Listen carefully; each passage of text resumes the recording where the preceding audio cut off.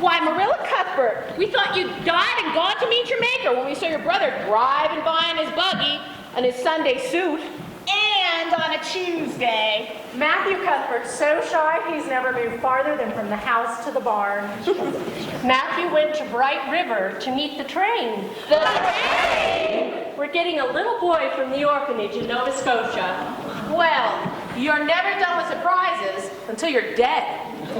We've been thinking about it ever since last harvest when Matthew had the heart attack.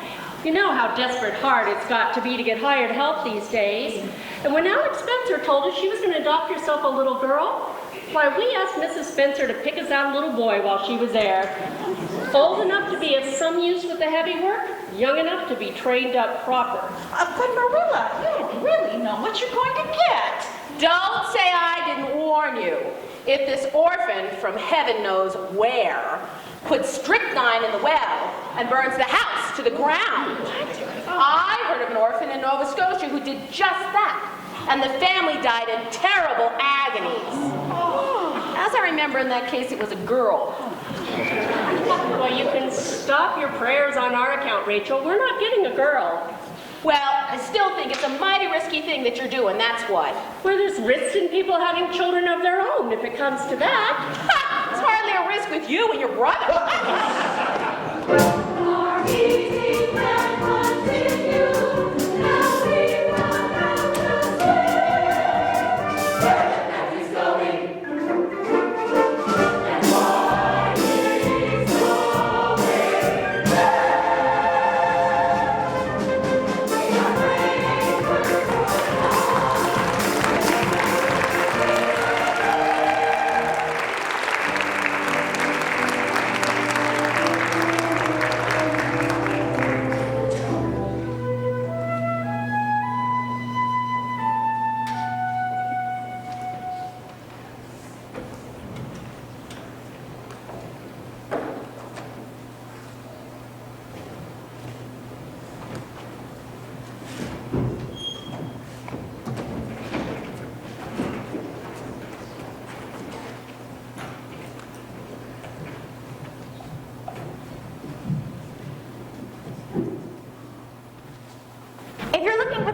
5:30 train. It's been and gone. Oh, A half an hour ago. but it's only 20 past 5. If you're looking for the station master, he told me to tell you that he's gone home. He told you to tell me? I suppose you are Mr. Matthew Cuthbert. Miss Spencer told me what you looked like. I was beginning to be afraid you weren't coming for me. The station master said the train was early because they had a new engineer on and he wasn't very experienced. There must be some mistake. Oh, no, usually the 5:30 train is half an hour late. Regular as clockwork. If you hadn't come for me, I was going to walk down the track to that big wild cherry tree. See it? Oh, yes. I was going to climb into that tree and stay all night. Wouldn't that be lovely? Oh, am I talking too much? People are always telling me I do. Miss Spencer says my tongue must be hung in the middle, it flaps so. If you say so, I'll stop. I can stop if I make up my mind, although it's awfully difficult. No, you can talk all you want. I don't mind. Oh, I'm so glad. Isn't it wonderful that I'm going to live with you and belong to you? I'll let Marilla do it. I beg your pardon? Let me help you with your bag. Oh, I can carry it. It isn't heavy. It's an excruciatingly old bag. It's a good thing I'll never have to use it again. Mr. Cuthbert, which would you rather be if you had your wish? Divinely beautiful, or dazzlingly clever, or angelically good? Well, now, I don't rightly know. Oh, well, neither do I, but it'd be nice to think you have the choice.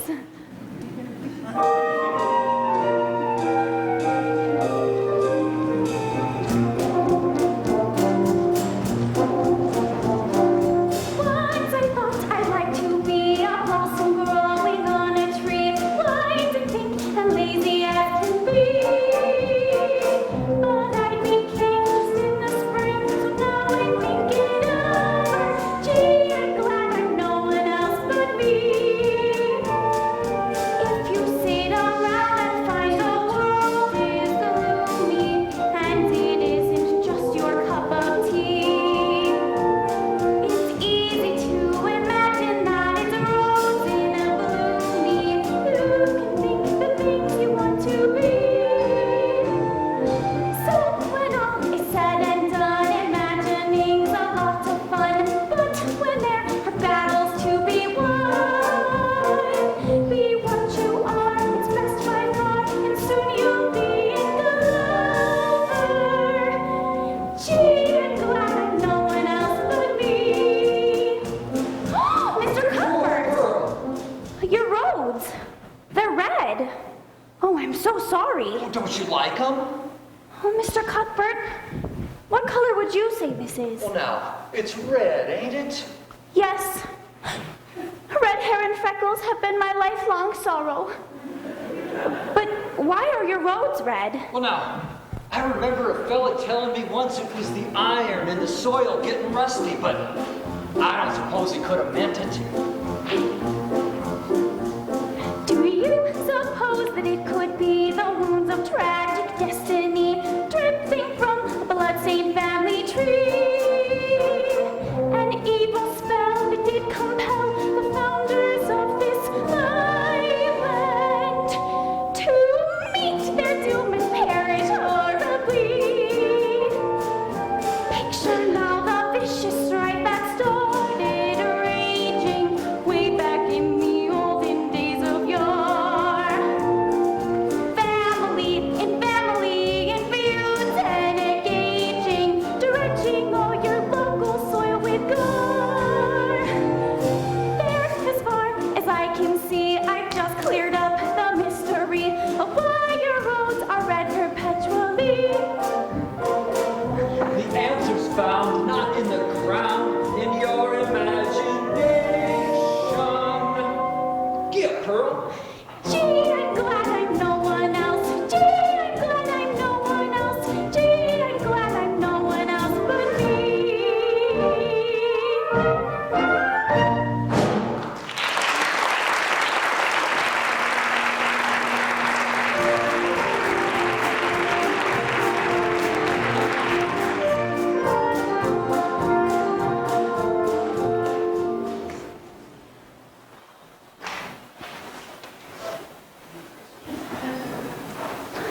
You come right on in. Matthew?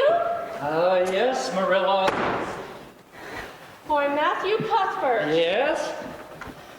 Who's that? Eh? Where's the boy? Well, there wasn't any boy. There was only her. There must have been a boy. We sent word to Mrs. Spencer to bring us a boy. Well, she didn't. She brought her. This was a pretty piece of business. You don't want me. You don't want me because I'm not a boy. Oh, I might have known it. I got to go water the mare. There, child. There's no need to cry so. Oh, but there is need. This is the most tragic thing that has ever happened to me. Well, we're not going to throw you out of doors, tonight at any rate. Now, what's your name? Would you please call me Cordelia? Call you Cordelia? Is that your name? Well, no, actually, it's Anne. Anne Shirley. But whenever I'm in dire anguish, I've always imagined that my name is Cordelia. At least as of late years. Fiddlesticks. If your name is Anne, that's what you should be called. It's a good, plain, sensible name. You've no need to be ashamed of it. Well, if you call me Anne, would you please call me Anne spelled with an E? What difference does it make how it's spelled? Oh, but it looks so much nicer. Very well then, Anne with an E. Can you tell me how this mistake came to happen? We sent word to Mrs. Spencer to bring us a boy. Were there no boys at the orphanage? Oh, yes, an abundance. But I distinctly remember Miss Spencer saying that you wanted a girl, and the matron said she thought I'd do.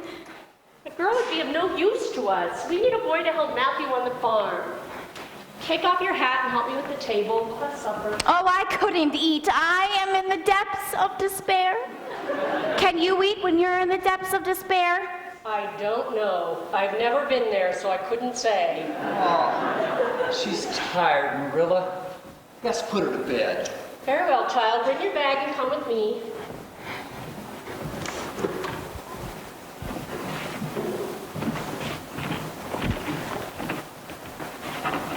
Good night. How can you say this is a good night when you know it's probably the worst night I've ever had? My life is a perfect graveyard of broken hopes. What was that? It's a sentence I read in a book once, and I say it to myself whenever I'm disappointed in anything. You can sleep in here.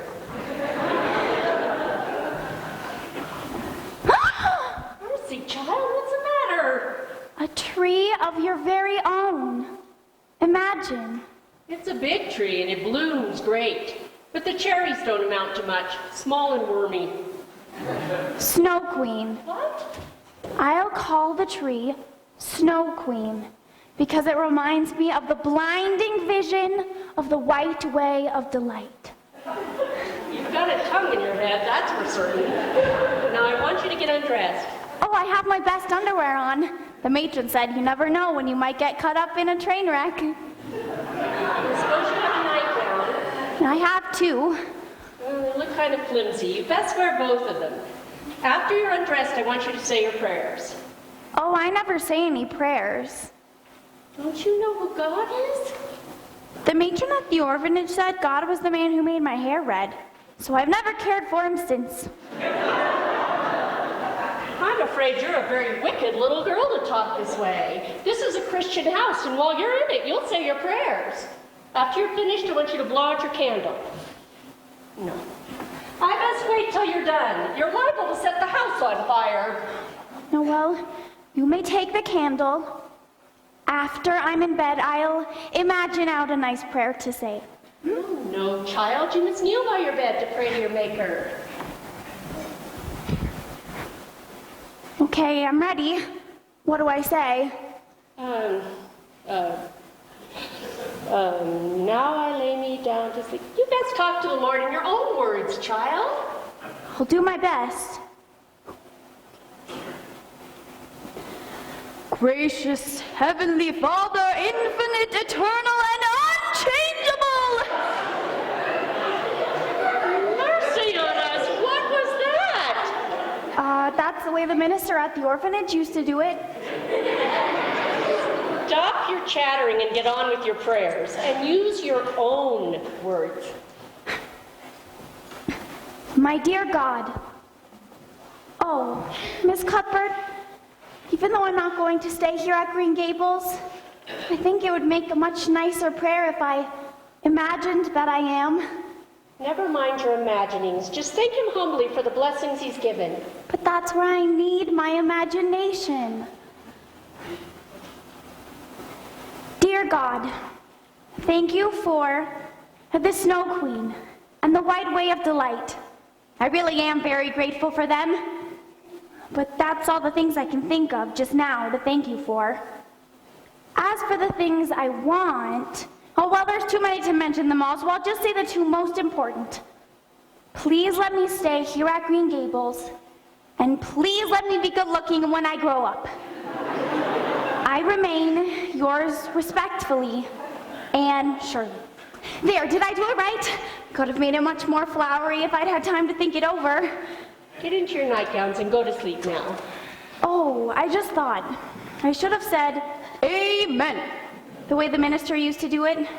Do you suppose it'll make any difference? I don't suppose so. Now go to sleep.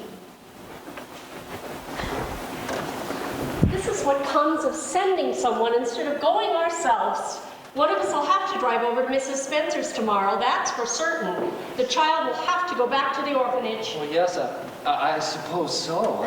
You suppose so? Don't you know it? Well, she's a nice little thing, Marilla, and it seems kind of a pity to send her back when she's so set on staying. Matthew Cuthbert, you don't mean to say you think we ought to keep her? What good would she be to us? Well, we might be some good to her. I never heard of such a thing. She'll have to be dispatched straight away back to where she came from. Well, now, I could maybe hire a boy to help me, and she could be company for you. She's a real interesting little thing. I'm not suffering for company. I believe that child has you bewitched. I can see plain as plain you want to keep her. Well, you should have heard her talk coming from the station. Oh, she can talk. I saw that straight away. And it's nothing in her favor either. I don't like children who have so much to say. I don't want an orphan girl, and if I did, she's not the style I'd pick out. We're not going to keep her, so you may as well spare your breath to cool your porridge.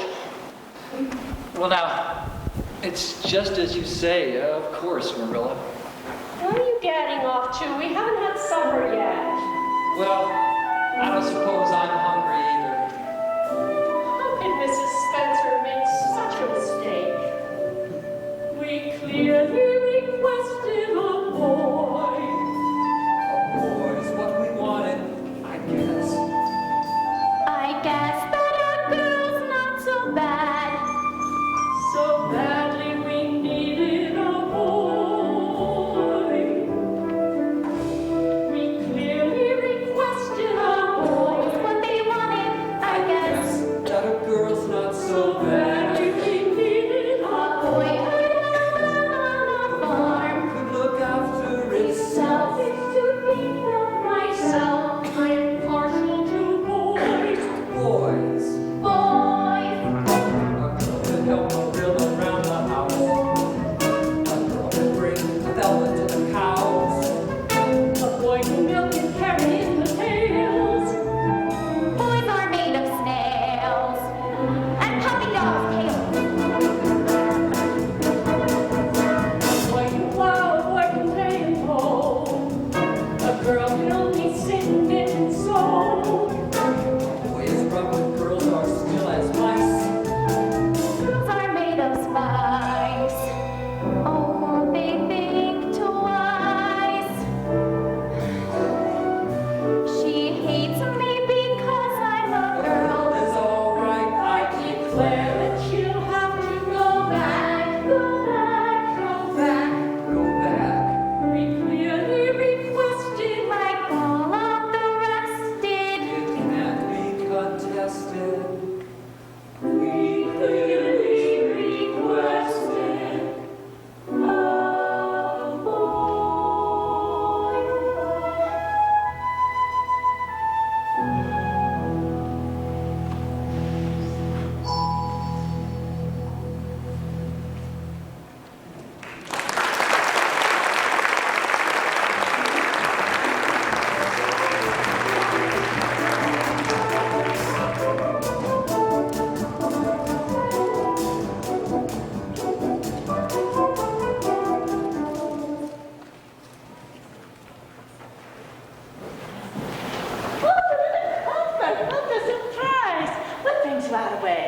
fact is, Mrs. Spencer, I'm sitting out there in the buggy. Isn't she the dear wee thing?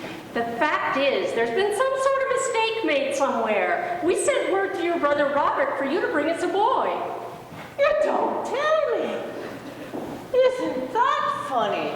How do you suppose that happened, I wonder? Oh, Marilla, I'm dreadful sorry. I thought I was following your instructions. Isn't that a funny predicament? The thing to do now is to put it right. I suppose the orphanage will take the child back? Ah, Mrs. Peter Blewett, the very thing. You just come along with me right now. I always say it's an ill wind that doesn't blow somebody into town.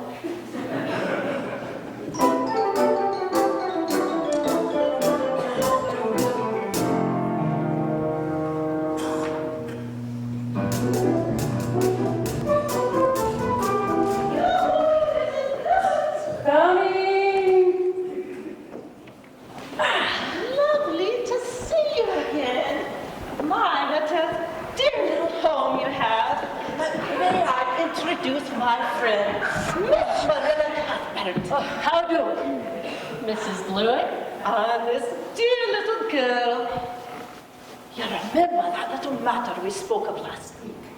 She available? Yes, and I know you and she could become firm friends. Then, kids, I keep them in the woodshed till feeding time.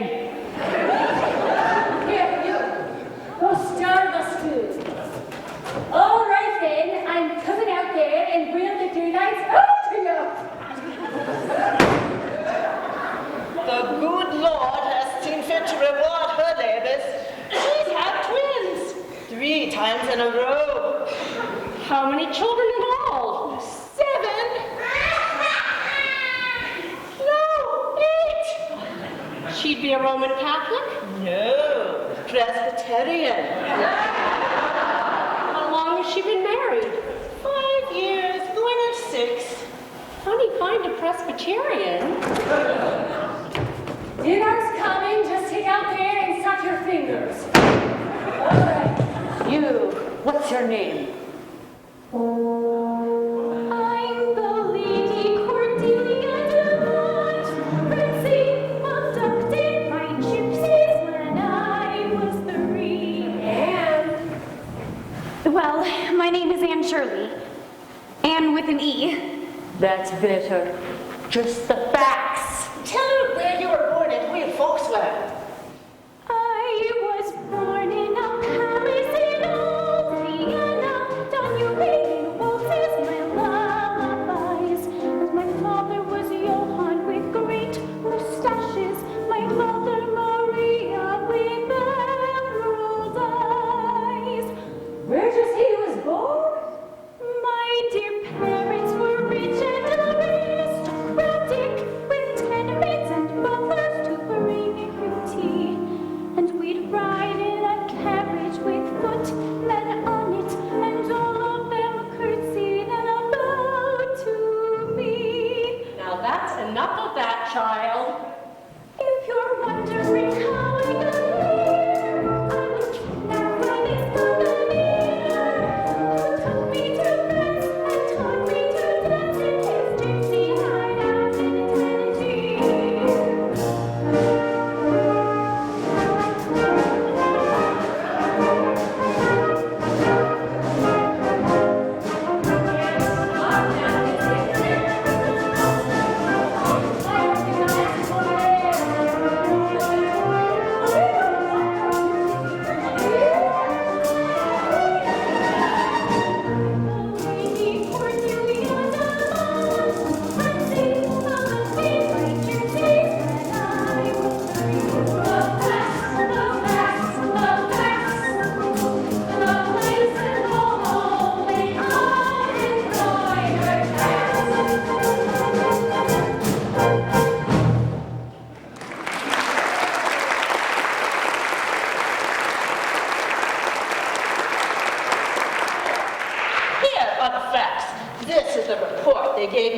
orphanage.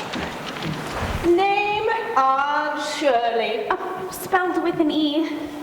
Parents deceased. Father Walter Shirley, teacher of agriculture and rapid calculation at Bolingbroke Continuation School.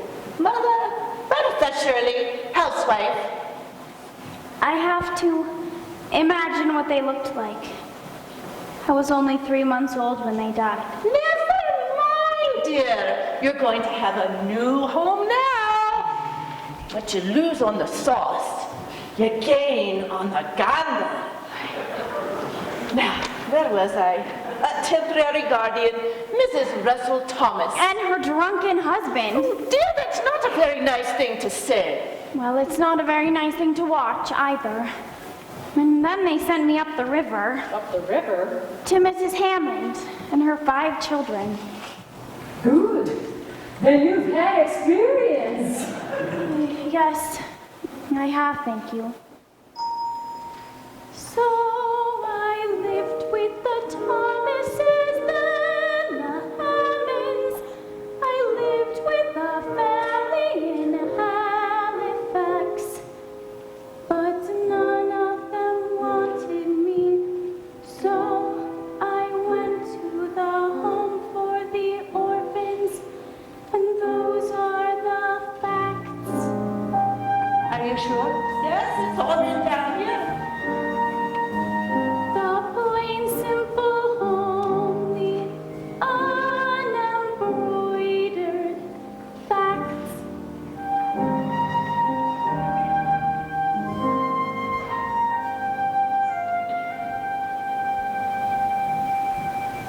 Well, children, there ain't much here, but what there is way. I'll expect you to earn your keep. All right, Mrs. Spencer, I'll take her.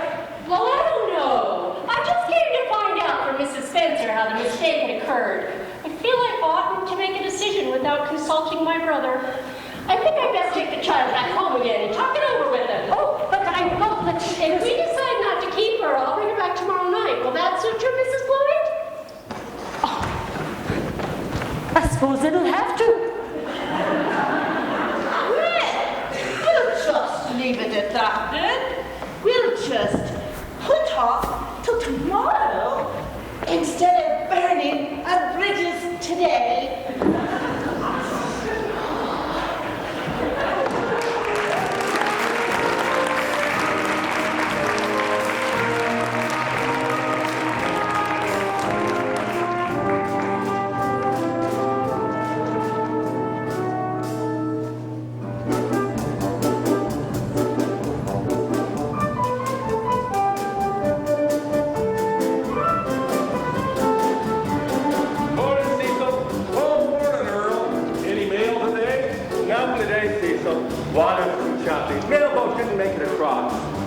Isn't that a caution?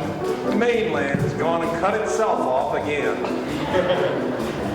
Where's that buggy going? Well, I don't know, but it looks like it's heading for the Cuthberts. Where will it come from? She's coming from the south. The horse's eyes are rolling. He's going at the mouth. Never is she racing. I can't see him for dust. She's trying to beat the devil like a cycle, like a wheel, fit to bust. Where will it come from? And what does she have in there? Whatever it was that crackles and hangs upon her hair. She couldn't drive much faster. It must be something dire. It must be some disaster. It's a robbery. It's a fire. She's in trouble in a world. It's an accident.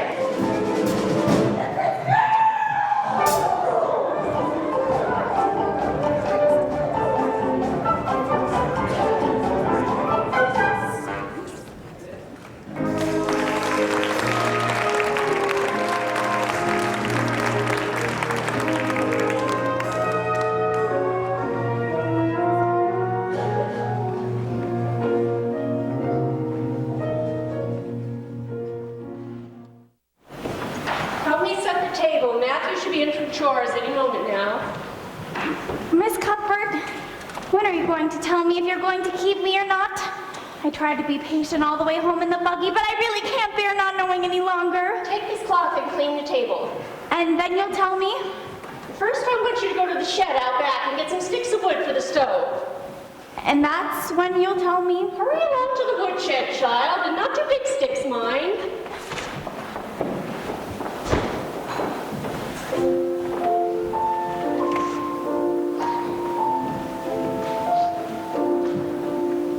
You're back.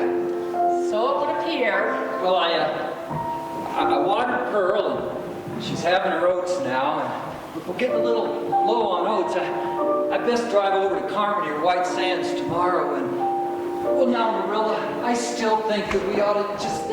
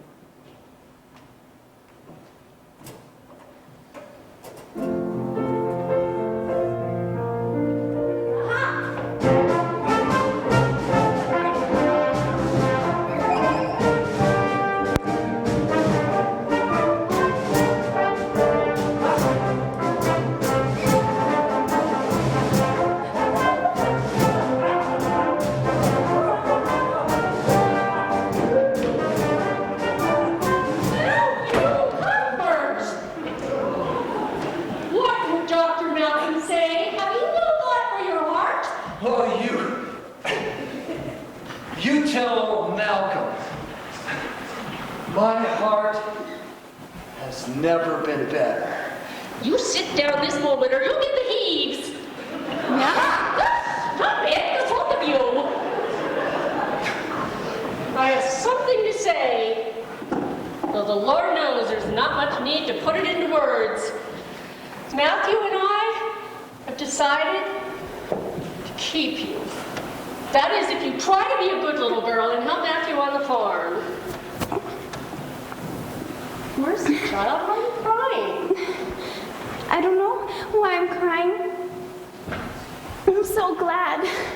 But glad doesn't seem to be quite the right word. It's so much more than gladness. Well, when you find the right word, we'll have supper. Oh, I know who that is. Come in, Rachel. I saw the buggy driving by, so I thought I'd come over. Whatever happened to the boy? Well, we changed his mind, or her mind, or... Well, what I mean to say is, we wanted a girl, we got one. And this is Mrs. Lynde come to meet you. Isn't that nice of her? Well, I could tell by the pigtails flying by that you hadn't gotten what you expected. Well, they didn't pick you up for your looks, that's for sure and certain. Come on over here, let me take a look at you. Did you ever see such freckles? And hair as red as carrots? How dare you call me ugly? How dare you call me freckled and redheaded? And how would you like to have such things said about you? How would you like to be told that you're fat and dilapidated and probably have a spark of imagination in you? I hope I hurt your feelings by saying so. I hope I did hurt them. You've hurt mine worse than they've ever been hurt before, and I'll never forgive you for it. Never, never, never!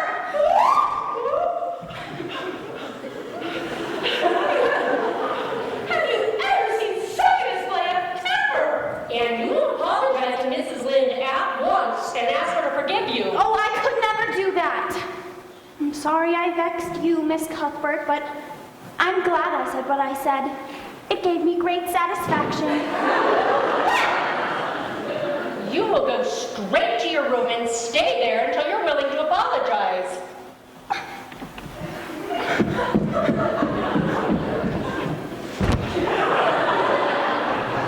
You've taken on quite a responsibility there, Marilla. I don't envy anyone having to bring that up. Shouldn't have twitted her about her looks, Rachel. You don't mean to tell me you're holding that terrible display of temper. I'm not trying to excuse her, but we have to make allowances. She's never been taught what is right, and you were hard on her. Well, I can see I'm going to have to watch what I say around here in future when the fine feelings of orphans, brought from heaven knows where, require first consideration. We haven't had our tea. Rachel, we'll just sit here and wait until Anne's ready to apologize. If you ask me, who's raised 10 children and buried 2, you won't wait for anything. You'll go right outside and cut yourself a good strong birch switch.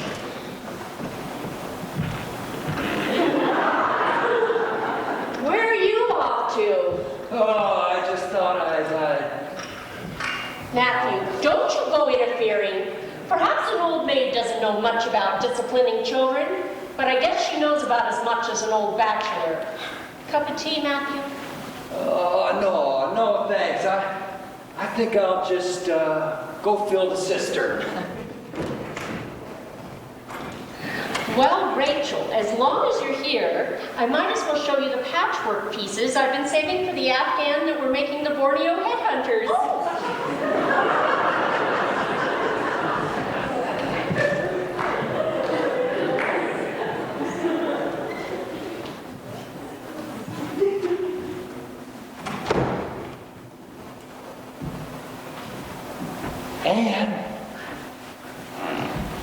Anne,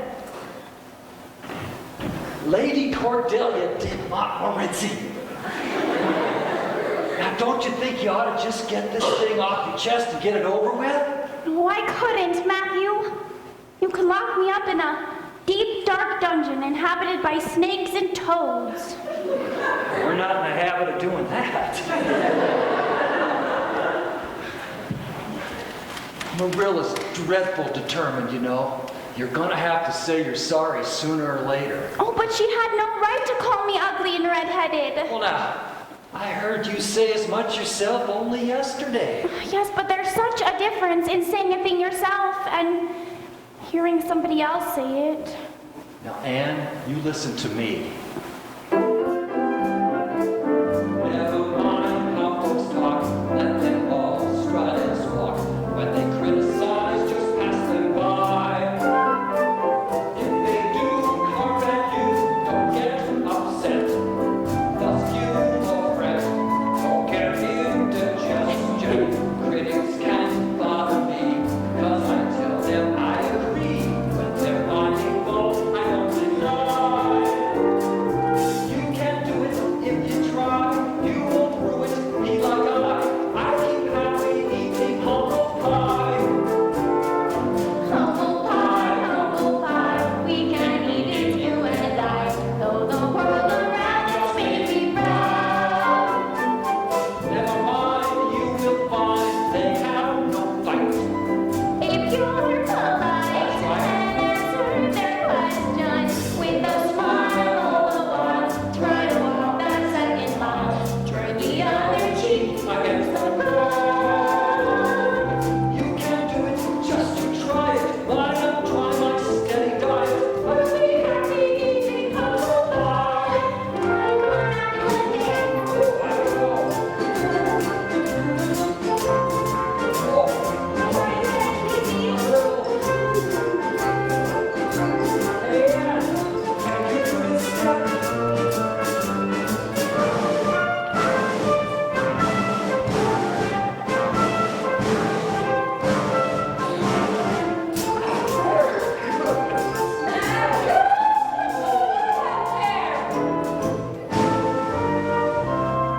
You can't do it if you try it. Why not try my steady diet? We'll be happy eating humble pie.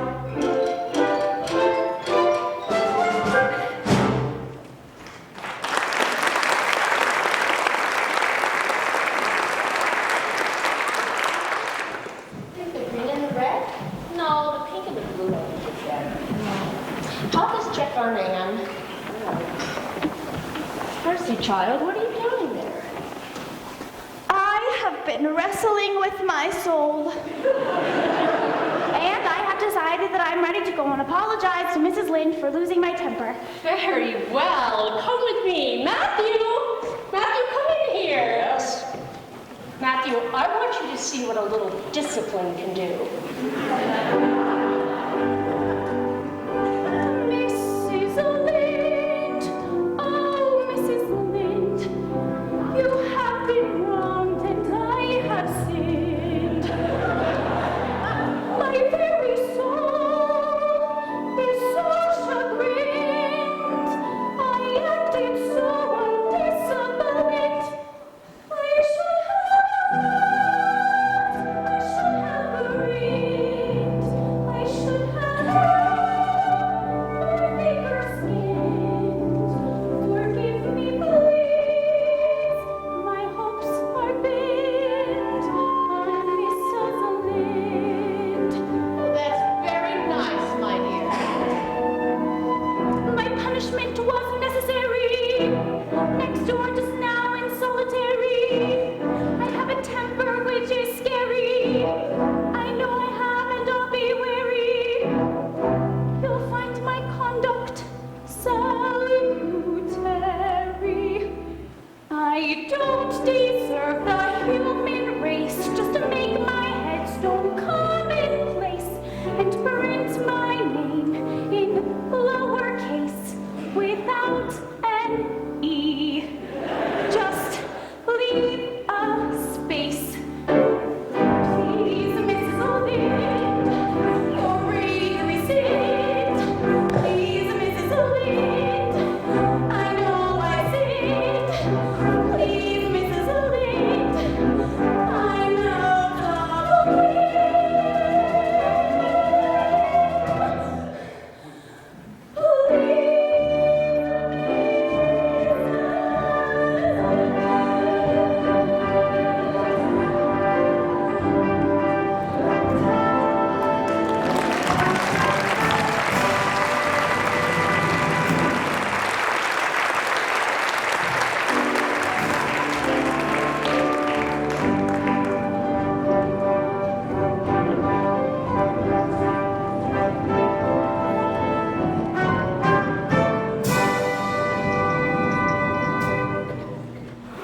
We'll wait here in the lane, Diana. Marilla will bring the child from the house. Oh, Mother, I'm dying to see what she's like. Oh, now you must remember, dear, this child is most unfortunate.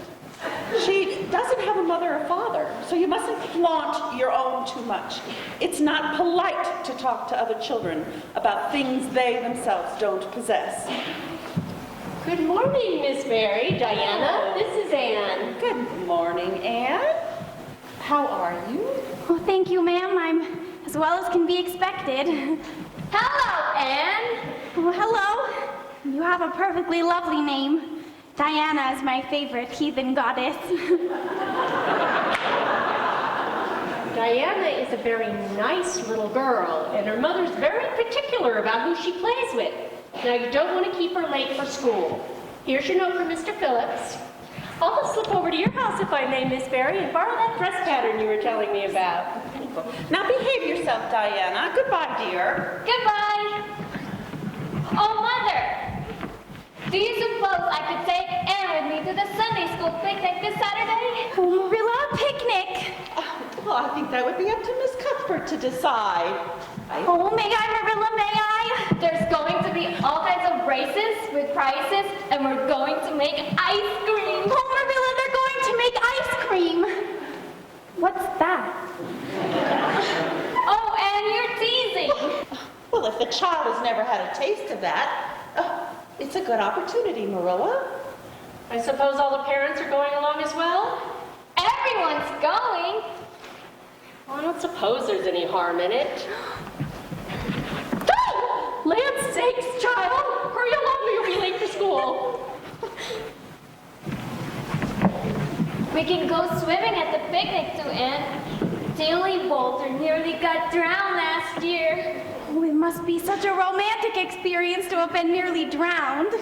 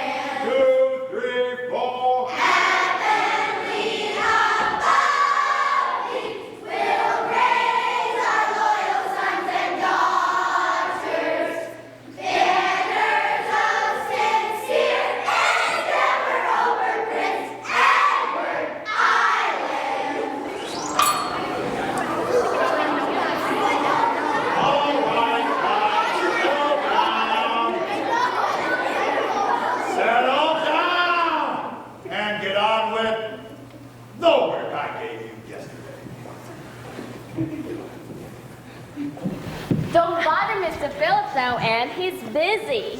But Diana, he doesn't even know I'm here. Oh, he doesn't know any of us is here. He spends all his time with that Prissy Andrews. He's getting her ready to try for scholarship. At least that's what he says he's doing. Well, what are the rest of us supposed to do? Oh, finish up the work we didn't do yesterday. But I wasn't here yesterday. I know, you lucky thing. Why don't you draw something funny on your slate? Gilbert Blythe, you dirty... All right, class, settle down and concentrate. That boy teases Josie Pye something terrible. She's dead gone on him. He's awfully handsome, isn't he? His name is Gilbert Blythe. I think he's very bold. So when does Mr. Phillips start teaching the rest of us? As soon as he straightens out Prissy Andrews.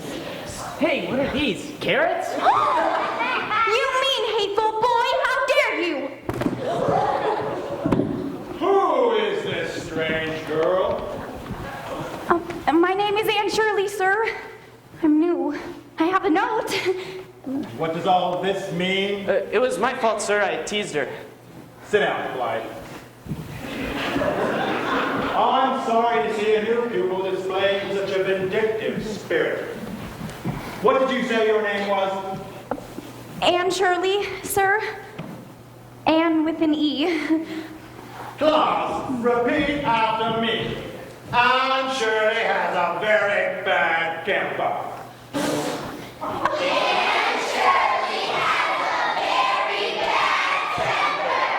Anne Shirley must control her temper.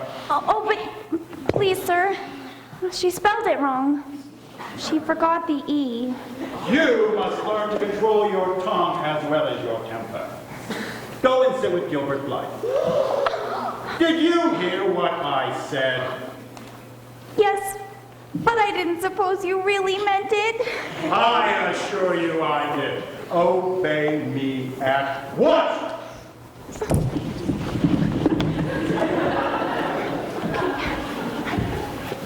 Class, repeat after me.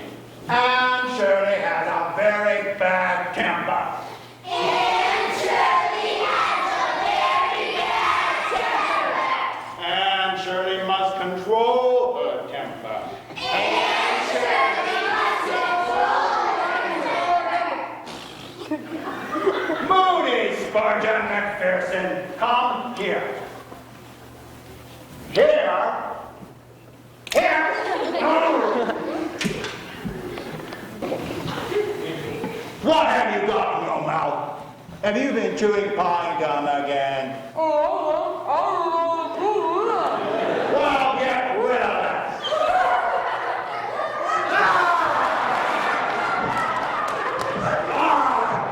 All right, recess. Except Blythe and the new girl. Gilbert, clean off this board. The rest of you, dismiss in an orderly fashion.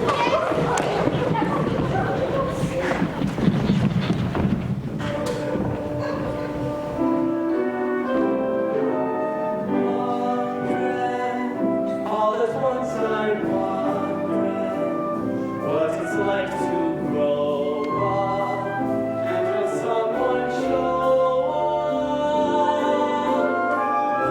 up? You'll be awful nice, and you'll be such a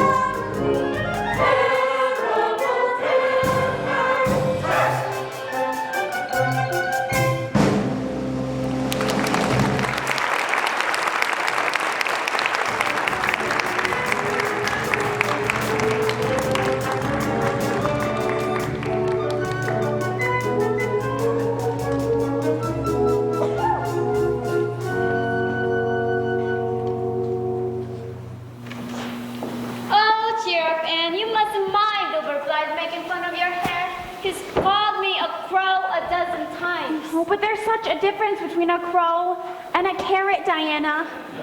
Gilbert Blythe has hurt my feelings excruciatingly. Isn't that a scrumptious word? It took me weeks to learn how to say it right. Well now, what'd you learn on your first day of school? Well, Matthew, Diana invited me to her Sunday school picnic. I'd never been to a picnic. Well, you know, neither have I. Marilla doesn't think the good Lord intended us to eat outdoors. But don't you think a picnic is the very nicest way to enter the church? There'll be no picnic for you, young lady. Come along home, Diana. Oh, Mother! At once! There'll be no picnics or anything else till you stop disgracing our name with your vicious temper. Oh, now, Marilla, it can't be as bad as all that. The child is uncontrollable. She's given the Blythe boy a concussion, and right at this moment he's in the Charlottetown Hospital with 4 doctors picking the slate out of his head. That's not true. That's just not true. Don't you contradict me, young lady. I got it from Rachel Lynde, and she got it from the girl who works the yards good counter at the store. And she was there and saw the whole thing. Why, the boy's brain pan was split wide open for all to see. Anne, look, I'm sorry I broke your slate, and I brought you a new one. Gilbert Blythe, what are you doing up and around? Excuse me, Miss Cuthbert, but I came over to make amends to Anne for what I did. For what you did? I thought it was her that had done it to you. Whatever it was. Oh, it was nothing really. I teased her in school, and she got the blame, but it was all my fault. So how's your brain pan?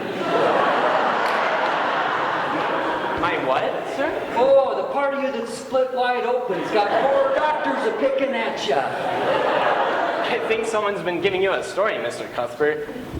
Uh-huh. I should have known better than to listen to those gossips that hang around Blair's store. And we must be certain that Mrs. Barry gets the story straight, too. Now, I can't think of any reason why Anne shouldn't go to that Sunday school picnic. Oh, could I? Would it be all right if she went with me? I promised to look after her and make her sure she's home on time. Well, now, I think that sounds just Well, I want someone to be responsible for her. No. If I go, I shall accompany Miss Diana Barry.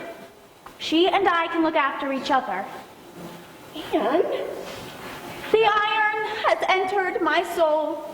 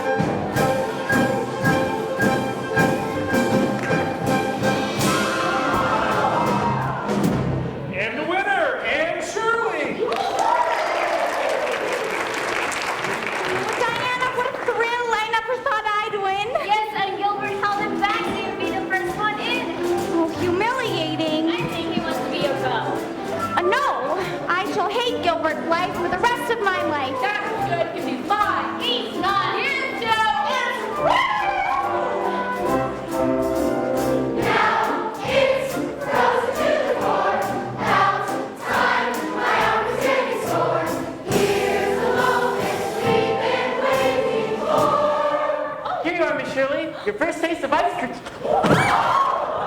Gilbert, blind Ice cream. It's marvelous and mysterious. Ice cream. Ice cream is wonderful on a summer's afternoon.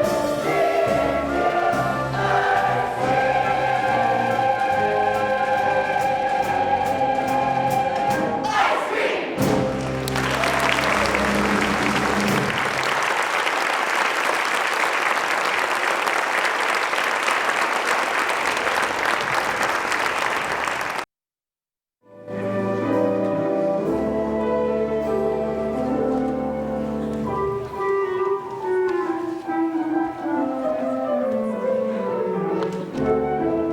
Why ain't it always summer? I could sleep late and stay up till midnight catching do words for bait. Now I'll be cold and hurried and worried again. Who wants to put their shoes on? Not me, my friend. I'm old and bigger. I lost wisdom too. I took a big umbrella and fell off our roof. I had taste of twilight in Charlottetown. They have electric lights there that never go.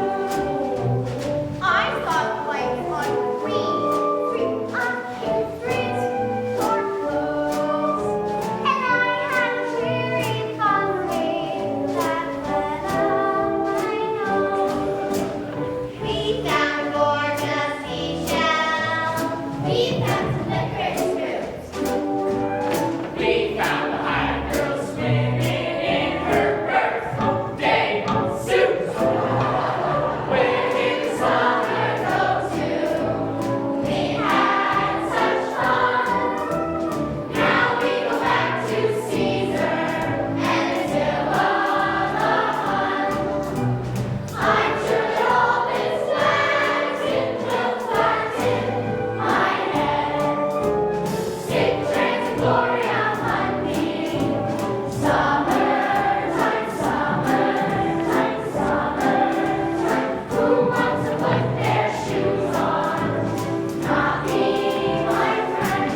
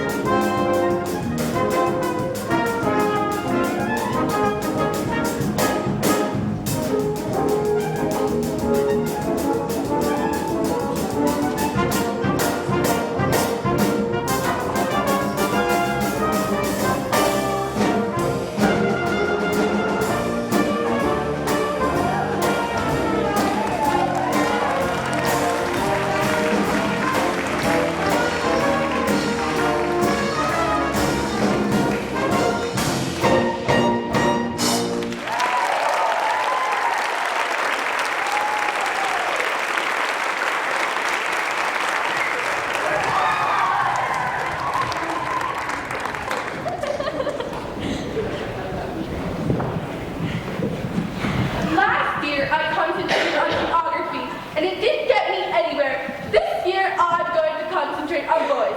I intend to have half a dozen beaux all crazy about me. Wouldn't you just as soon have one in his right mind? You already have that, Anne. I hear Gilbert Blythe has a terrible crush on you. Who said? I heard Gilbert tell Charlie Sloan just the other day that when Anne Shirley sings in church, her Adam's apple falls in and out like a chicken pecking dirt. Excuse me, girls. I need to talk to Anne. Alone? Listen, Anne, can't we start off this year by being good friends? I'm sorry I made fun of your hair that one time. I only meant it as a joke. No! Gilbert Blythe, never! Well, fine. I don't want to either. Carrots. Come on, Josie. Oh, Diana, let's promise each other one thing. When we grow up, let's neither of us get married, but live together forever as nice old maids. Oh, I don't know if I want to be an old maid forever, Anne. I always thought the nicest thing would be to marry a wicked young man and gradually reform him.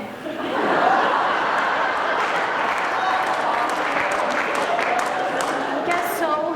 When we grow up, you're going to get married and leave me. I hate your husband. Oh, Anne, that's hundreds of years away. Besides, I'll always be your best and closest friend. Diana, I shall hold you to that till death do us part. Kindred spirits, just you and me, ever to be. Kindred spirits, having one aim, singing the same. We must solemnly swear, swearing to sin.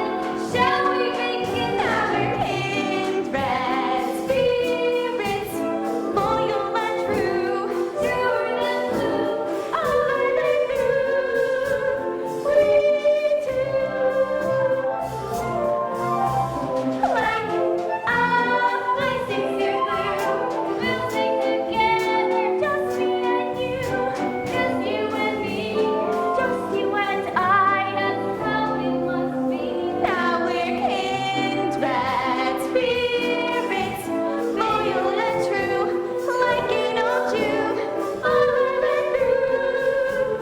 We two.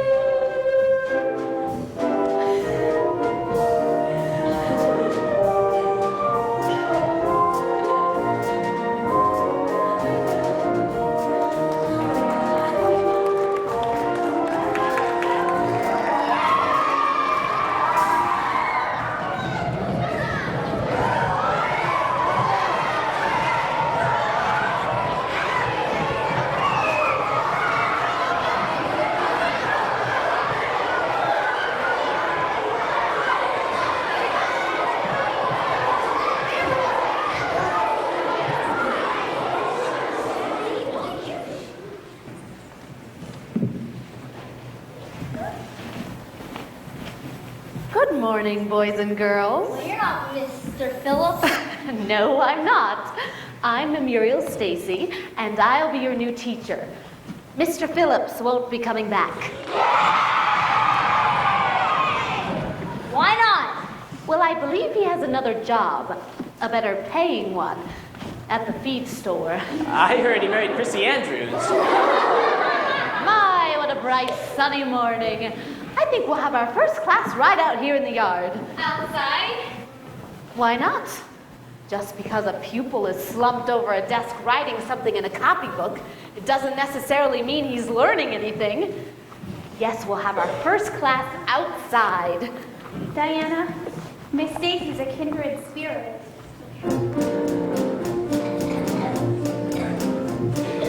Open the window, sweep out the cobwebs. Open your mind to what is going on all around. Look at the sunlight, what is it made of? How can it make the flowers jump right at the ground? Open your ears, use that old nose. How come a queen bee knows a rose?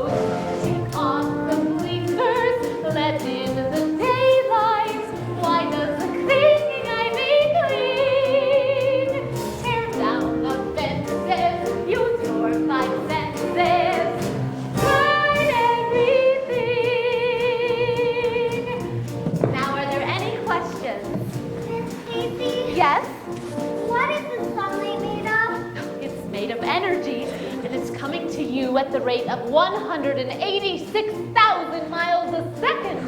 Gee, fuckers, I never knew that. Open your hands, reach for the sky. How does a lobster Yes? fertilize? Look all around you, life will astound you. Why does the yellow warbler sing? Open your heart to, now you will start to learn everything. Now our first class today will be no, not yet. Later. That comes naturally with a healthy mind and a healthy body. Then what, Miss Stacy? Nature study. Open the window. Open the window. Sweep out the cobwebs. Sweep out the cobwebs. Open your mind to what is going on all around. Look at the sunlight. Look at the sunlight. What is it made of? What is it made of? How can it make the flowers jump right out of the ground? Take off the blinkers. Take off the blinkers. Let in the daylight. Let in the daylight. Tear down the fences. Tear down the fences. Use your five senses. Use your five senses.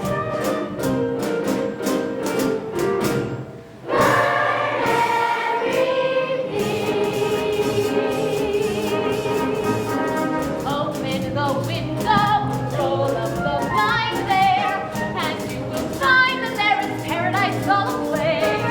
Listen to music, add a statue, unique a statue in 1,000 different ways. Dream of a dream, it come true, and make an airplane, and open the tap now, take off your cap now, let your imagination free. Tear down the fences, use your five senses.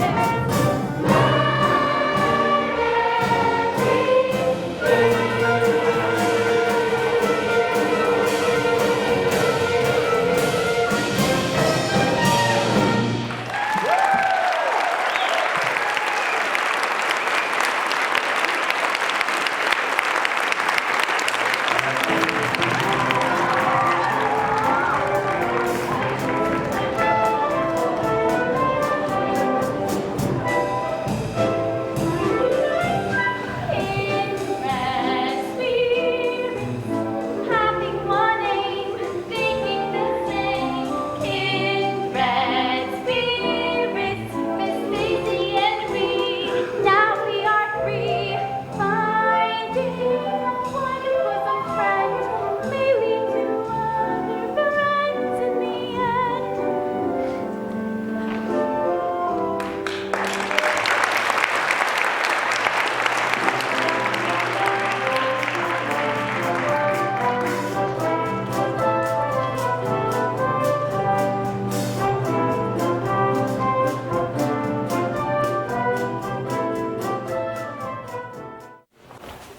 Anne of Green Gables. Oh, Matthew. Well now, what'd you learn on your first day back at school? Well, the first thing I learned is that we have a new teacher, and she's absolutely perfect. Well now, that is good news. And when she says my name, I can feel instinctively that she's spelling it with an E. Matthew, her sleeve puffs are bigger than anybody else's in Avonlea. Honestly, Marilla, she has to come through the door sideways. I hope you managed to notice what she was teaching. Well, we went on a walk through Sloane's Woods. It's called a field trip. And afterwards, we had to give an oral composition called What I Saw on Our Field Trip. And I gave the best one. Well now, what'd I tell you? It's very vain of you to say so, Anne. You best let your teacher say it. Oh, but she did say it. Well now who came in second? Oh, Gilbert. Oh, just one of the boys. I forget his name. Oh, but the best is going to be on Fridays. We'll have recitations, and at Christmas time, we're going to put on a concert. Well, Fiddlesticks, more foolishness. Oh, no. Miss Stacy says it shall be a feast of reason and a love song. Oh, does she? Well, I don't believe in concerts. They spoil young people for everyday life. Just a chance for boys and girls to stay up late and carry on when they'd be better off in bed.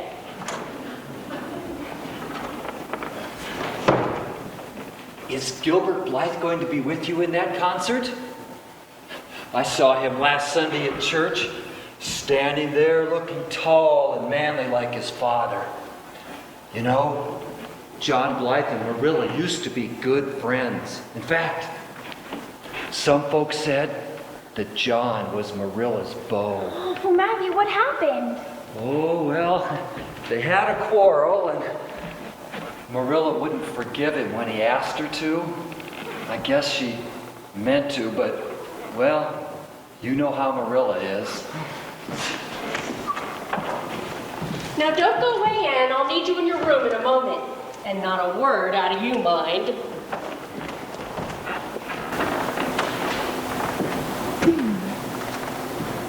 I could almost imagine that Marilla is being mysterious. She has a surprise for you. Oh, Matthew, what is it? Well, I'm not supposed to say.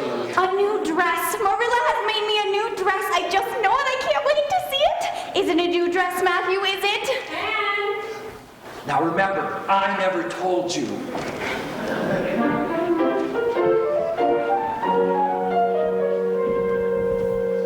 I had some material left over, so I made you a nice sash. Well, how do you like it?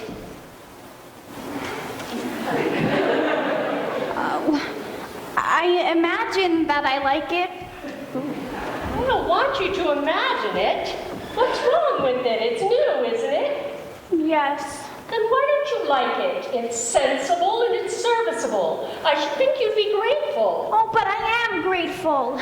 But I'd be ever so much gratefuler if you'd made it with puffed sleeves. Fiddlesticks. Oh, but everybody else at school has them. Those ridiculous looking things. Oh, now, Marilla, look here. Look where? Oh, Marilla, why don't we? Why don't we what? Why shouldn't she? Why shouldn't she? Exactly. I prefer these plain, sensible things. Oh, but wouldn't you rather look ridiculous when everybody else does than plain and sensible all by yourself?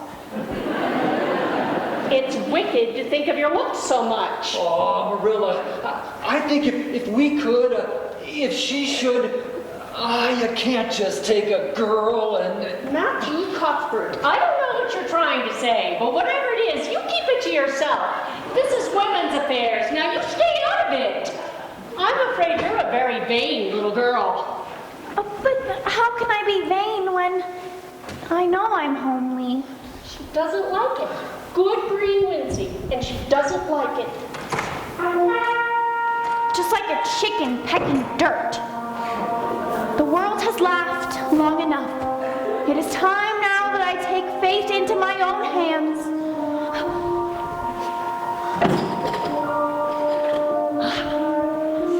It is a far, far better thing that I do. I am standing on the threshold of eternity at last, as reckless of the future as I've been of the past.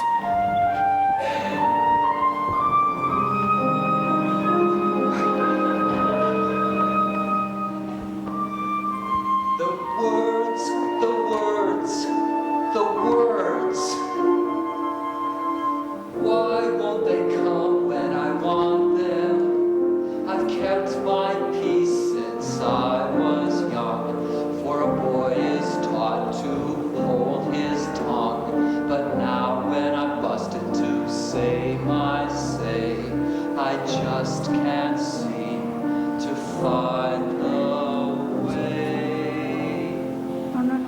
I can't find the words, can't get out the phrases. Just when she needs love,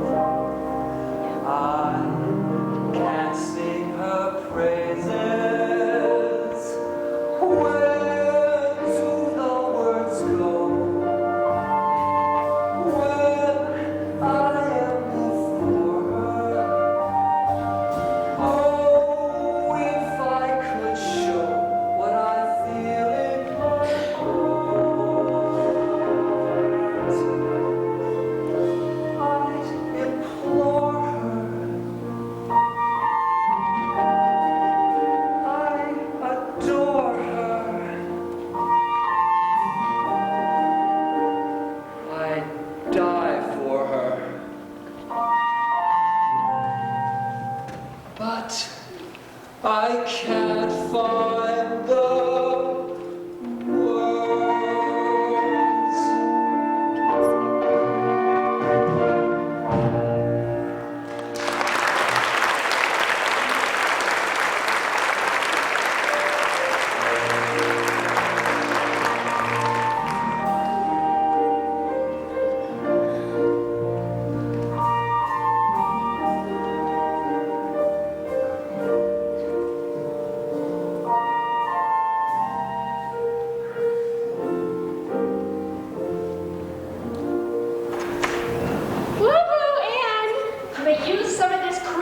Diana's berries.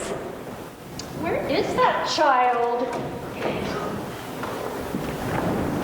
In her room, practicing for that tomfool concert, I suppose. She has no business daydreaming, and we're expecting company. And not here. Miss Berry and Diana will be here in less than 5 minutes, and her bed not made. Mercy on us. Ah! What are you doing here? Have you been asleep? No. You're not sick. Marilla, please go away and don't look at me. What nonsense! Get up! The both of us are expecting company in less than 5 minutes. Marilla, I said go away and don't look at me. Did anyone ever hear the like? Anne Shirley, you get right at this moment and ah! Your hair! It's green. I thought nothing could be worse than having red hair, so I dyed it. But it's positively green. Now I know it's 10 times worse to have green hair. Whatever made you do such a wicked thing? Well, he told me it would make my hair a beautiful raven black. He positively assured me it would. Who told you? What are you talking about? Well, you remember the peddler that was here last month? Well, I bought it from him. That foreigner, I sent him away. I only deal with the Watkins man. I know, and I put it away because I didn't have the nerve to use it until you... Until I made you a dress. Oh, it wasn't that, Marilla. It wasn't just that. It was Josie Pye, everything. There, Anne. That's a fast dye if there ever was one. It's a good job you didn't use it on the top of your head first. Oh, Marilla, my career is closed. Now, Anne, there's no use crying over spilt whatever it was. That hair will have to come off. Here's the scissors. But Marilla! No time to lose. Here come the ladies up the drive now.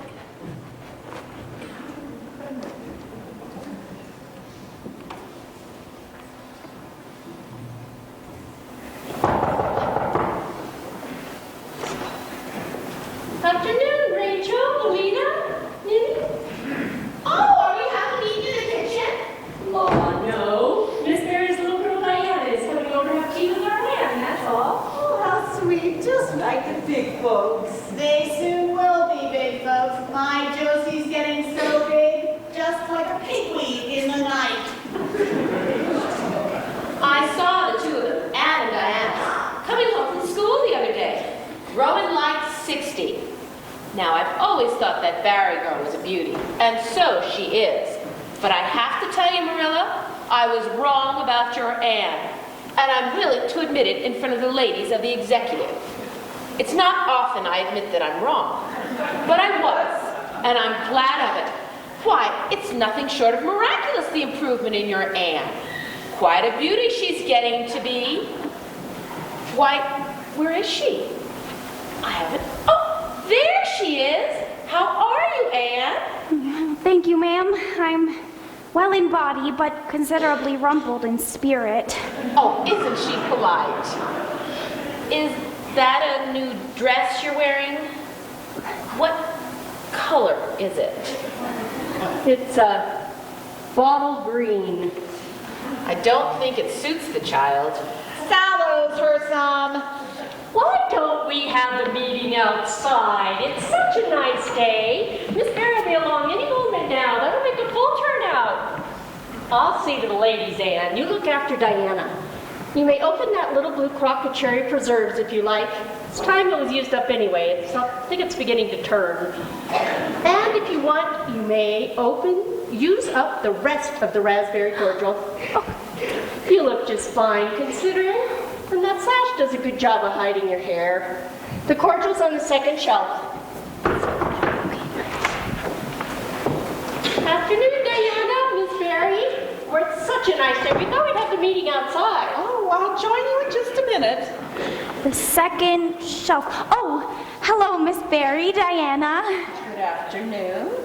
What do you say, Diana? Anne, your hair, you put it up. It looks just like the pompadour on the mannequin in Holman's window in Charlottetown. Oh, Mother, when can I put my hair up like that? Not for another 2 years, dear. You know that. Well, can I get a sash like Anne has? Well, we'll see, dear. Miss Mary, we're about to start the meeting now. Now, mind, behave yourself. We will now have the minutes of the last meeting read by Ms. Minnie Carr. And you are the luckiest thing. I envy you. I really do. I'm absolutely green. Okay, well, why don't you have a seat, Diana? This is going to be fun. We can pretend to be grown-ups and say things to each other we really don't mean. Do you suppose Rachel Lynn and Marilla did this for their little girls? Oh, I don't think I can imagine Rachel Lynn or Marilla as a little girl. Even my imagination has its limits. I have some more cordial, please. Oh, of course. I baked a cake. I hope everything turned out all right. Last time I used Sloane's liniment instead of vanilla by mistake. That was when the minister was here. Oh, have some more cordial, Diana. Thank you. I made a plate of taffy, too, but Marilla made me throw it out. One of the cats in the barn walked all over it. I don't think you really would have noticed, except for the rather interesting design.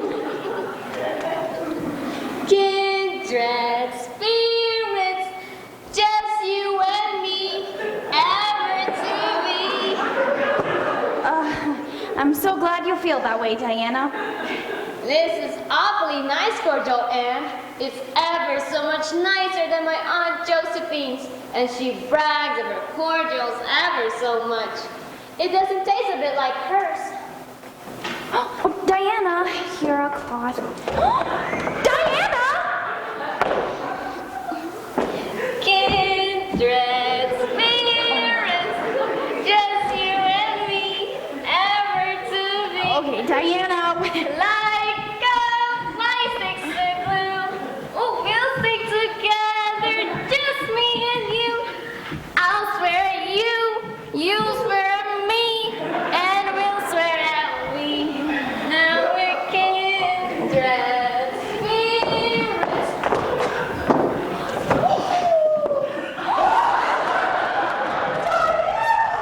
Oh, hello, Mother.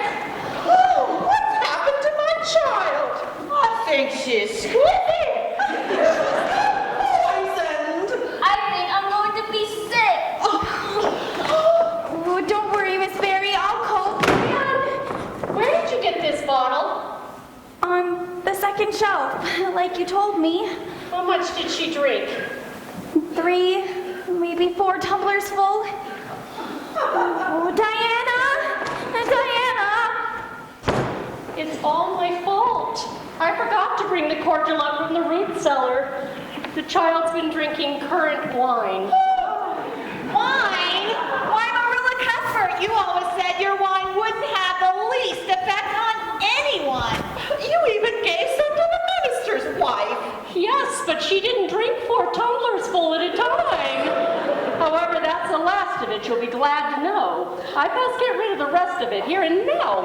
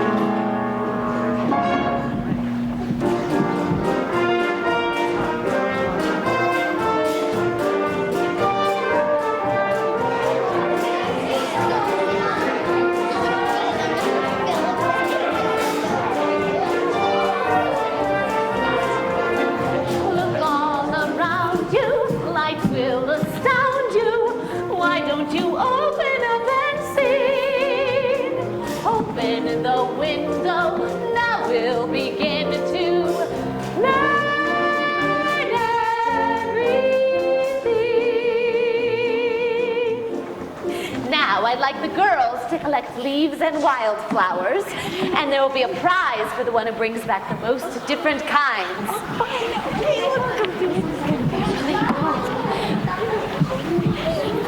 And boys, let's see who will be the first to climb a tree and bring back an empty bird's nest.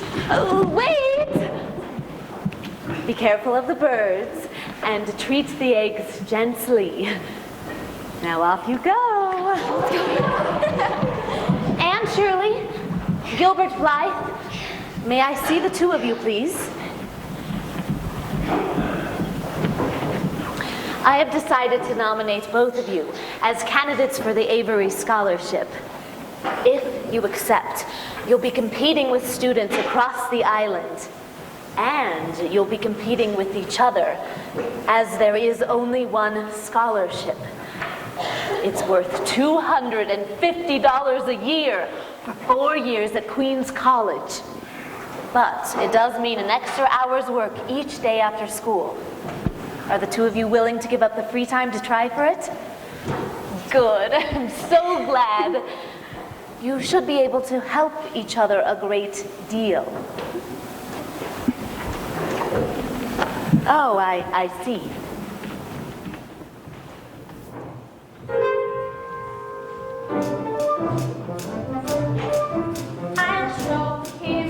I'll show him that a girl can set her mind to study hard and work and sleep, and when the time has come, he'll find. I'll show him. The other boys are having fun by climbing trees and skipping school, except for me, the only one. I'll show her. I know her. I know behind that freckled face. There's just a stuck-up snob who always has to win each race. I know her. I know that great big show-off boy who thinks he's also extra smart because he's Josie's pride and joy. I know him. I'll compete with her, make misdeeds of her, and I never will give in. No retreat from her, wipe the streets with her. Yes, I know that she will win. I know it. I know what Gilbert Blythe would do. He'll close his books right after school and never fuss or fret or sue. I know it. I know that when it comes the day I'll lose my nerve and not show up and run away. I'll throw it. Won't compete with her, I'll be beat by her. Please just free me from her grip. I'll retreat from him, crow a leaf with him. She can keep the scholarship. No! I'll show him. I'll show that awful schoolroom scab. That stuck-up snob. That freckled grouse. That teacher's pet. That red-haired crab. I'll show him. The day will come when we will write the big exam and I'll be home. The bell will ring and where? I'll show him.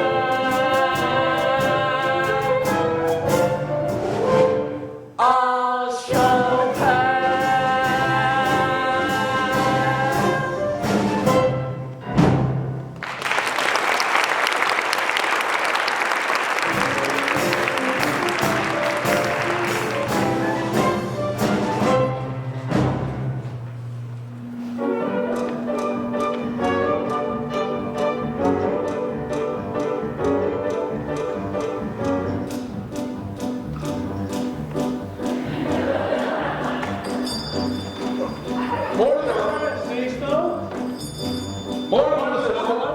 Morning, Cecil, Earl.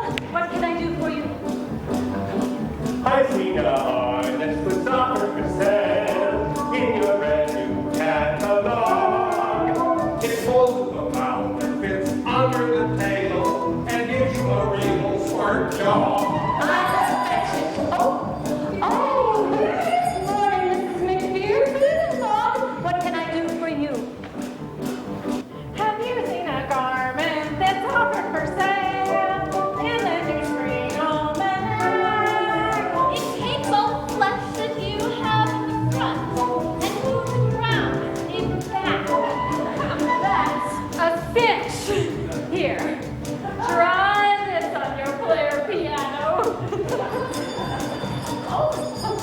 Why, Mr. Cuthbert, what can I do for you? Well, is Mr. Blair anywheres about?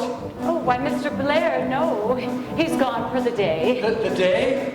Oh, dear. I'm at your service. What can I do for you? Please don't be nervous. I've nothing else to do. I want some...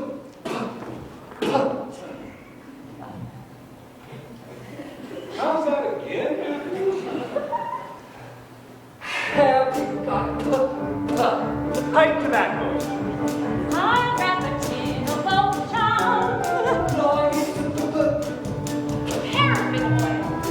Coming right up one drum. Have you got Paris perfume.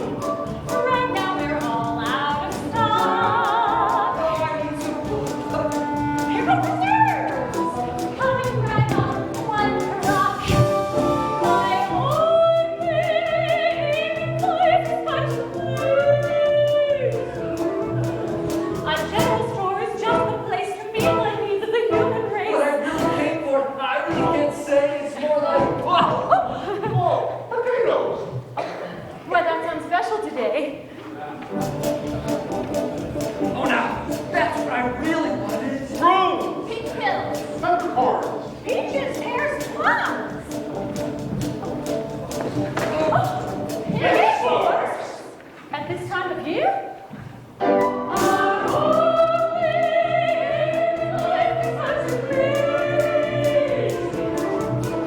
A general store is just the place to meet the needs of the human race. Down 6 and carry 2. Is there anything else I can do?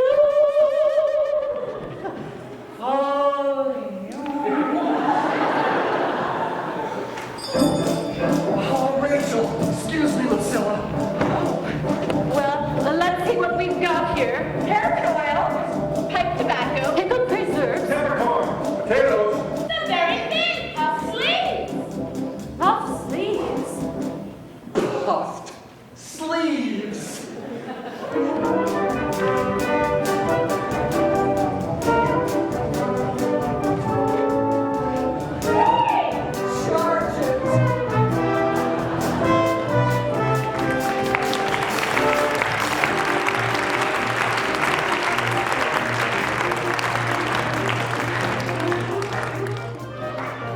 And Shirley, if you aren't the prettiest thing I ever saw. You don't think it makes me look wider, as Marilla said?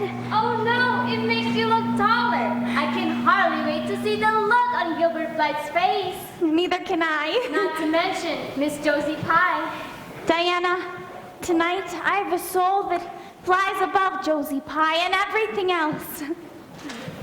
Excuse me, Diana, could you help me with my lines, please? Of course, Gilbert, but Oh, my mother! Josie, what's the matter? I told my mother I had to be the Sheer of Canada with wings and everything, but she wouldn't let me in beaded slippers. But your mother's slippers wouldn't have fitted you anyway. Who ever heard of fairy in boots with copper toes? Oh, leave me alone! Isn't it wonderful? They're getting up a concert. I hear these young people have been practicing up for months. Oh, yes, my Diana loves to do this kind of thing. No. But get her to practice the piano or do her studies, it's an entirely different story.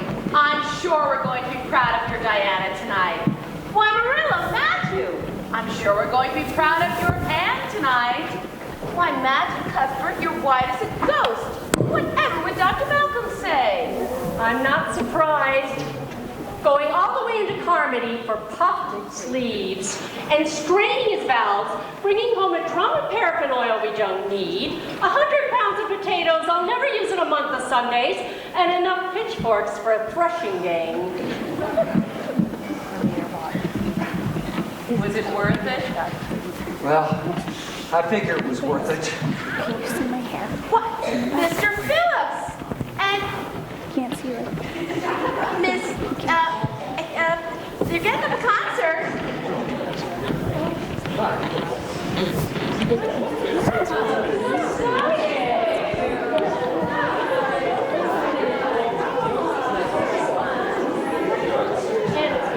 and gentlemen,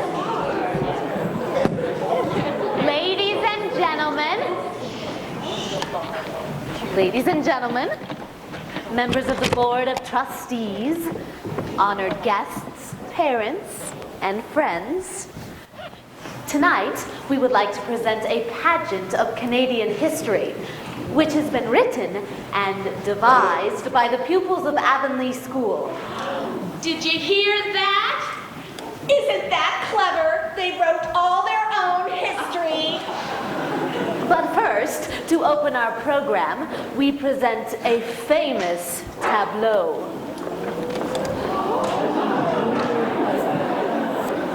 Isn't that lovely? What is it? That's the Last Supper. It's an event known to each and every one of us. The meeting of the Fathers of Confederation. And now our pageant.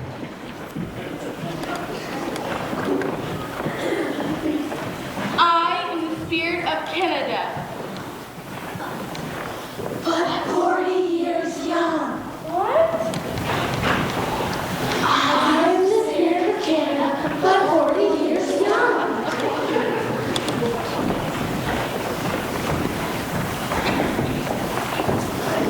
I am the spirit of Canada, but 40 years young. Yet my story goes back to the Ice Age, from whence our first people sprung. Oh, and During the Ice Age, Canada slept. For years she lay, her virgin soil undisturbed, Except for the odd Eskimo. With his igloo of ice and snow. Later, the proud Indian came. by stripping the bark of some silver birch. he made his rude forest home. Meanwhile, far across the Atlantic Ocean, men of other nations were searching. Gold was what they sought. What did they find? Not gold, but a golden land. Now,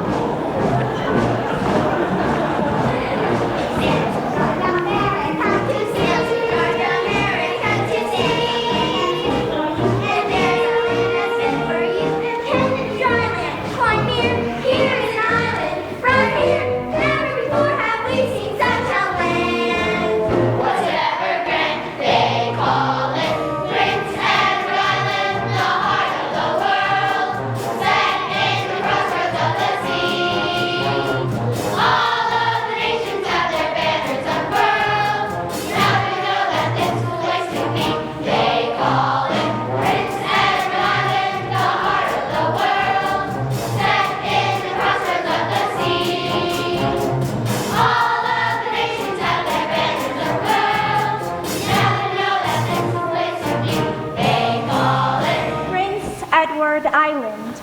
So each of them left their mark on this.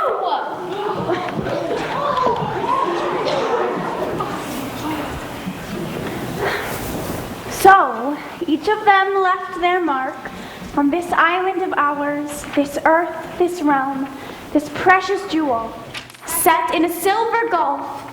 They call it Prince Edward Island, the heart of the world.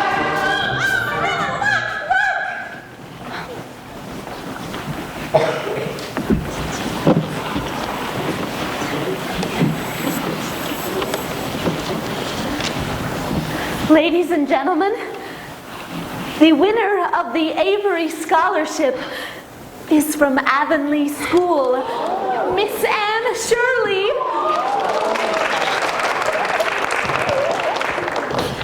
Oh, and the runner-up is also from Avonlea School, Mr. Gilbert Blythe. Cheer for Anne Shirley and Gilbert Blythe. We are doubly proud of our local boy and girl. Congratulations, Anne. Gilbert, I hope. Hooray for Anne Shirley, the cleverest girl on the island! My fellow citizens, it makes me so humble to think of the small part that I have played in this important moment. You? What about me? I seen her first. Why, if it hadn't been for me, she wouldn't be here. When I found her, she was sitting by the station door. Didn't have a kite describing just where she was headed for. She'd have gone that zero view if it hadn't been for me. If it hadn't been for you, if it hadn't been for me, if it hadn't been for all of us, I wonder where she'd be. Why we couldn't have had all this fun. If it hadn't been for us. Well, I took a fancy to her from the very start. She was so polite and bashful, which is why I very hard. And I'm glad that all the books haven't spoiled the beauty of her looks. If it hadn't been for you, if it hadn't been for me, if it hadn't been for all of us, I wonder where she'd be. Why we couldn't have had all this fun. If it hadn't been for us. It was destiny that chose me to cultivate this world by devoting my attention to the needs of every girl. For in the field of knowledge, when you plant a tiny seed, results can be tremendous, tremendous, yes indeed. If it hadn't been for you, if it hadn't been for me, if it hadn't been for all of us, I wonder where she'd be. Why we wouldn't have had all this fun. If it hadn't been for us.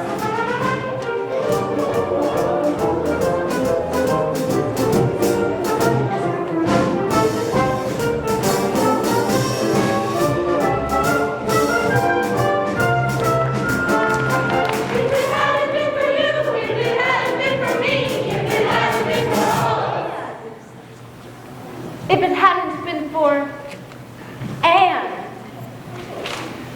she did it herself with imagination and determination. And though we all may have helped when we could, it was Anne who brought honor this night to our school. So, if it hadn't been for you, if it hadn't been for me, I've a hunch she'd still have made it as the pride of Avonlea. She's the girl at the head of the crowd, and I'm feeling mighty, mighty proud. Feeling mighty, mighty, oh so mighty, mighty, feeling mighty proud.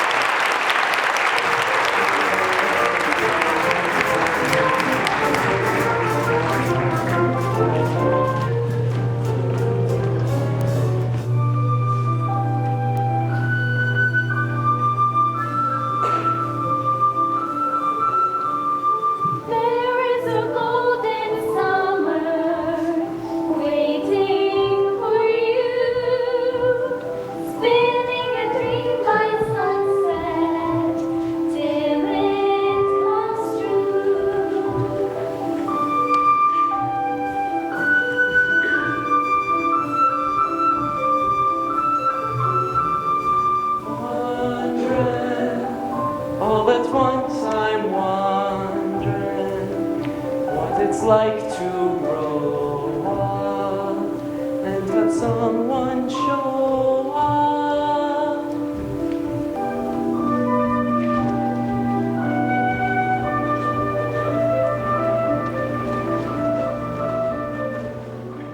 I knew we needed someone to help with the heavy work. The doctor said you couldn't do it all yourself, and now? Oh, please, Marilla. Not now. All that lifting you've been doing and trotting into town for puff sleeves. Now don't you budge till the doctor gets here. I'm going to try to find the smelling salts in case you get dizzy again.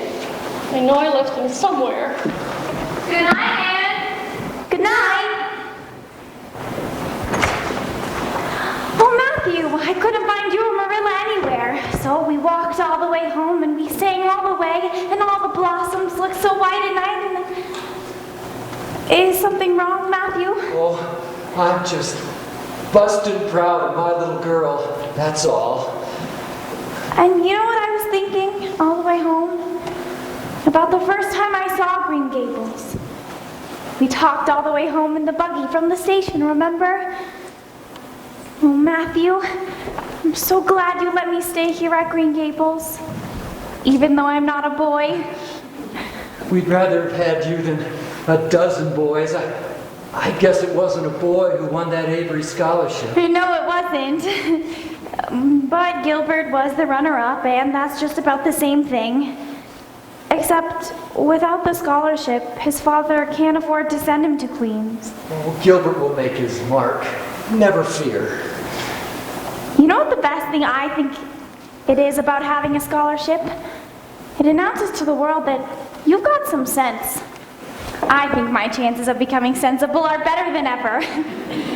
Besides, Marilla always said I was too romantic by far. Oh, don't lose all your romance, Anne. A little romance is a good thing. Keep just a little of it.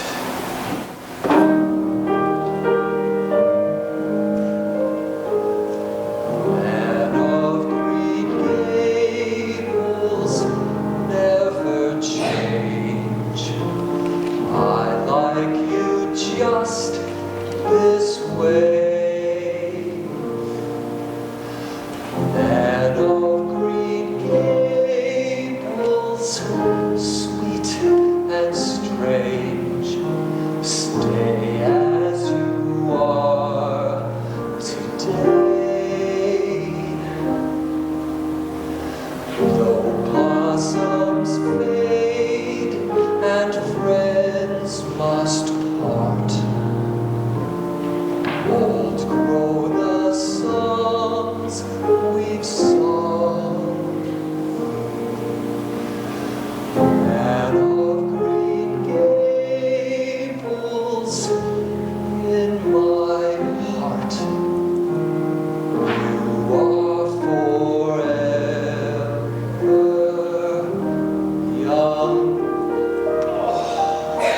Oh, Matthew? Tell Marilla, never mind the smelling salts. Smelling salts? That's right, dear. Now run along. Hurry. Marilla? Marilla?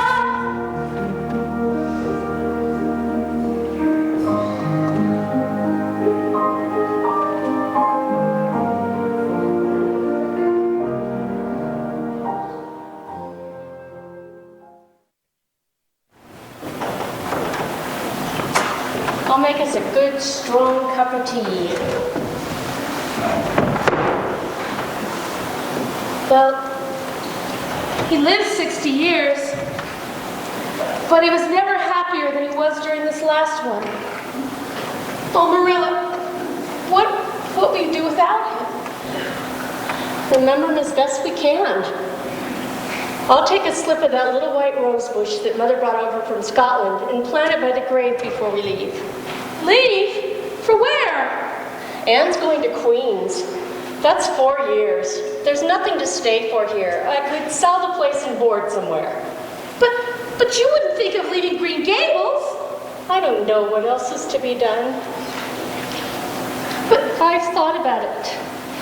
Things would just get behind worse and worse until nobody would want to buy the place. It won't bring much, but I guess it'll be enough for me to live on. But sell Green Gables? Kettle's boiling. Now you listen to me, Marilla Cuthbert. I've known you since we were girls together. You and Matthew and... Well, without you there is no Green Gables. Oh, Matthew. You mustn't think I didn't love her as much as you did. It wasn't easy for me to say things, but I love the both of you just as dear as I can't find the words, can't get out the phrases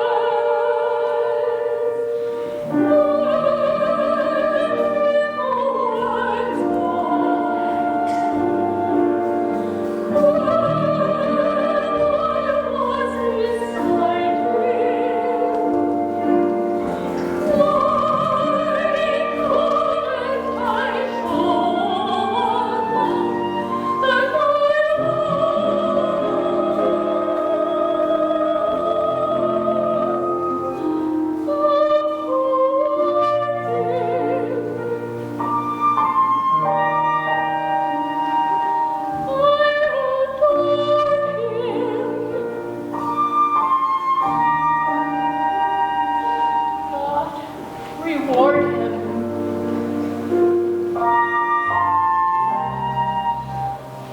I can't find the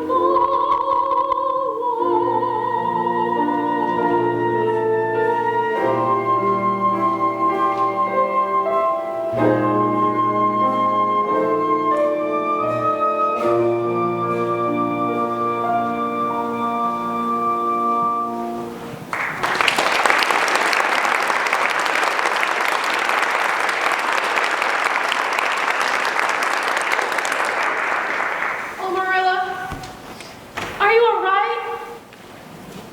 Marilla, was it something that I said?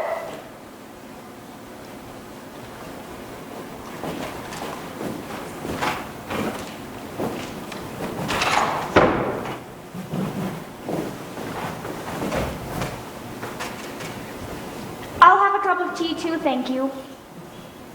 You near scared me out of my growth. Where'd you skip off to? Over to Barry's. I thought Diana was over to Aunt Josephine's for the day. I was speaking with her father. He's offered to rent the land here at Green Gables, and we can stay here just the same. We? Who's we? You and I. I'm not going to Queens. I can't let you. You mustn't give up. What about your scholarship? Well, I met Miss Stacy up the road and talked to her about giving it to somebody else. Only that's not allowed. But she said I could stay here at home and study everything I would at Queens. But 4 years, Anne. Well, nothing could be worse than giving up Green Gables. I can't let you sacrifice yourself like this. Well, I've quite made up my mind, Marilla. Besides, Rachel Lynde always said, well, she always said I have enough education as a woman to be comfortable with. Yeah, Shirley.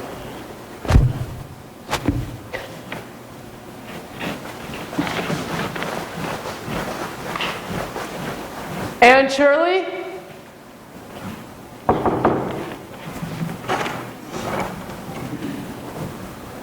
I wish to speak with you, Miss Shirley.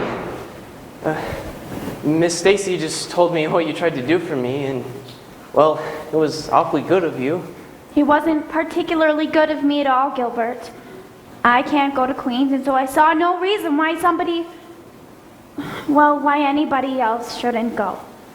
Anne, you are going to keep up with your studies, aren't you? I hope to. And so am I. Well? Gilbert? Maybe you'll help me this time. Gilbert, we are going to be good friends, aren't we?